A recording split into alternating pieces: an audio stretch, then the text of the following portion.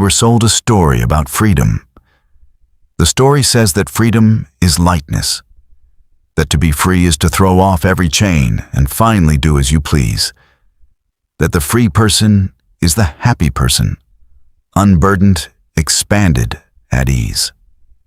Hold that story against your own experience for a moment.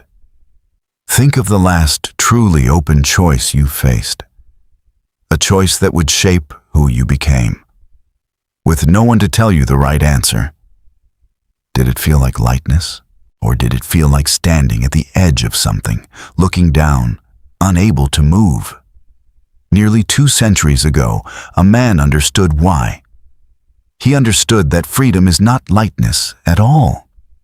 It is the heaviest thing a person carries, and the heaviest precisely because no one can carry it for you.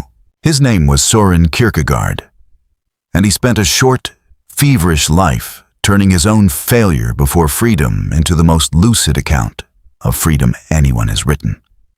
He was born in Copenhagen in 1813, and to understand his thought, you have to understand that it grew out of wounds. The first was his father. Michael Kierkegaard had climbed from desperate poverty to wealth, and beneath that wealth he hid a devouring guilt. As a starving boy abandoned on a Jutland heath, he had once cursed God. Later prosperous, he married his servant, who was already carrying his child. To his son, he passed not only money, but a dark religious melancholy, a conviction that a punishment hung over the family. Søren grew up certain he would die young, as most of his siblings did. For him, existence was never a neutral fact handed out at birth. It was, from the start, an inherited problem, a weight he had not asked to bear and could not set down. The second wound he chose, and it shaped him more than any other. In his 20s, he fell in love with a young woman named Regine Olsen. He proposed, and she accepted.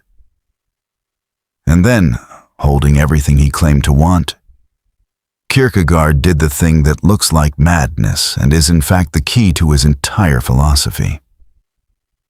He broke the engagement. He returned the ring. He played the scoundrel so that her contempt might free her from grief more quickly than her love would allow. Why does a man deliberately destroy the thing he loves?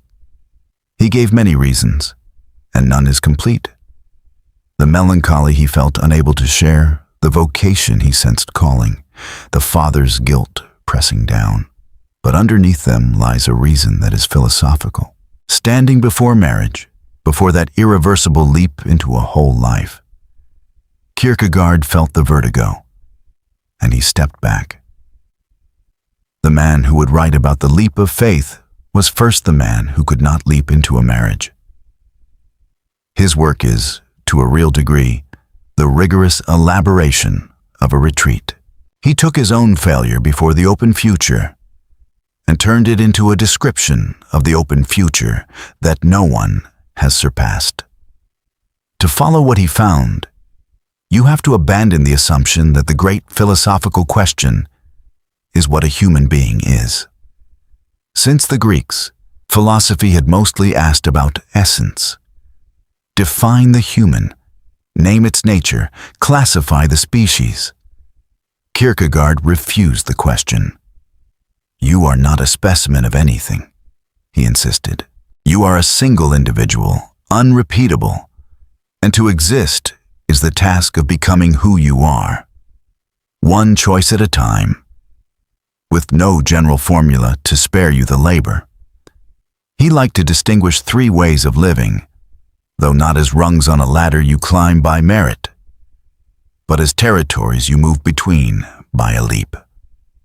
There is the aesthetic life, the life of the one who chases intensity, pleasure, the interesting, and flees boredom above all. That life looks free and is in fact enslaved, because it needs a fresh stimulus every hour and therefore commits to nothing, since commitment would close down possibility. There is the ethical life, the life of the one who takes on duties, who chooses himself as responsible, who marries, works, stays, And there is the religious life, the life of the leap, which he held to be the highest and the most solitary of all. What matters to you watching this is not the labels. It is the mechanism between them. You do not pass from one mode of existing to another by argument, by proof, by piling up reasons. You pass by a leap. At the decisive moment, before a choice that determines who you will be, no calculation decides for you. You can weigh and ponder and list every advantage against every cost through the whole night, and at the end of the list, the decision still stands there, untouched, waiting, because lists do not decide. Persons do. There is always a gap between all the deliberation in the world and the act of choosing. That gap is your freedom, and to cross it is the leap. Kierkegaard found a terrible and exact image for faith, though it holds for every genuine choice about who to be. It is like floating out over 70,000 fathoms of water. There is no bottom beneath your feet. There is no guarantee. You choose without a net. And the absence of the net is not a flaw in the choosing. It is what choosing is. If there were a guarantee, it would not be a choice, but a sum, and any machine can do a sum. Stay a moment with what this asks of you, because it asks a great deal. If Kierkegaard is right, then there is no one who can do this in your place. You have sought advice. You have read. You have asked. You have postponed in the hope of a day when you would feel certain enough to act. That day does not come. It does not come because the certainty you are waiting for is exactly what an existential choice cannot provide, by its very nature. Every time you handed a decision of yours to an authority, to other people's opinion, to what is expected of you, to what everyone does, you did not abolish the anxiety. You only deferred it, and you paid for the deferral in a costlier coin than you know. You paid in pieces of the person you might have become.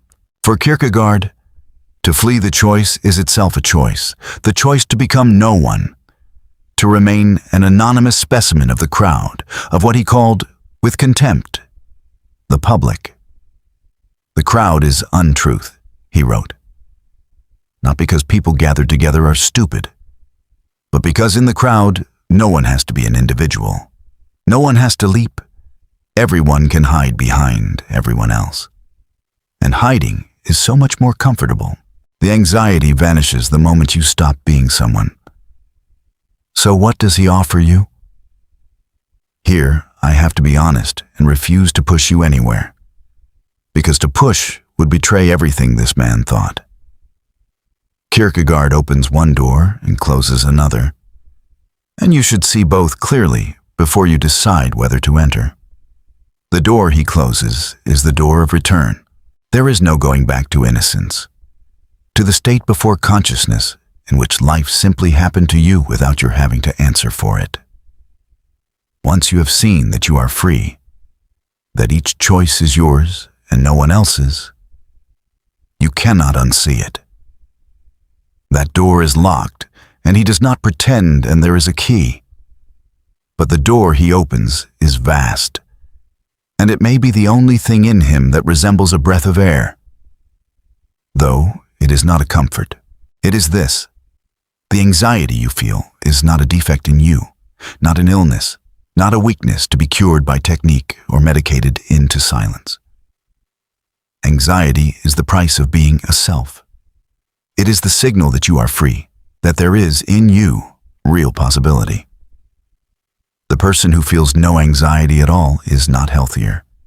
He is only someone who has not yet woken to his own freedom, or who has numbed it. Read from this angle. The vertigo stops being an enemy. It is the proof that you are alive in a way that matters, standing before choices that are genuinely yours. And if you recognized yourself in anything I have said, if there was an instant when the description of vertigo before a decision touched something you know from the inside, then understand that the recognition is not an accident. You were already thinking like Kierkegaard before you knew his name. The diffuse unease you carry has 2 centuries of rigorous elaboration waiting for you, and it has a place to begin. Do not begin with the hardest book. Begin with Fear and Trembling, where he thinks the leap through the story of Abraham, and which exists in good English editions. Later, if the vertigo still calls you, there is the concept of anxiety, dense, but it is the source of everything I have told you. You do not need to become a scholar. You need only cross the first threshold and discover that your most private anxiety is, in truth, one of the most serious questions a human being has ever asked. I will not tell you whether to leap or where. That is exactly the point at which Kierkegaard would let go of your hand, and I let go too. What I can ask you, and I leave the question open, is this. How many of your most important decisions did you actually choose? And how many did you simply let the crowd choose for you, so that you would not have to feel the vertigo? The answer belongs to you alone. It always did. Where thought neither consoles nor condemns, it returns you to the choice.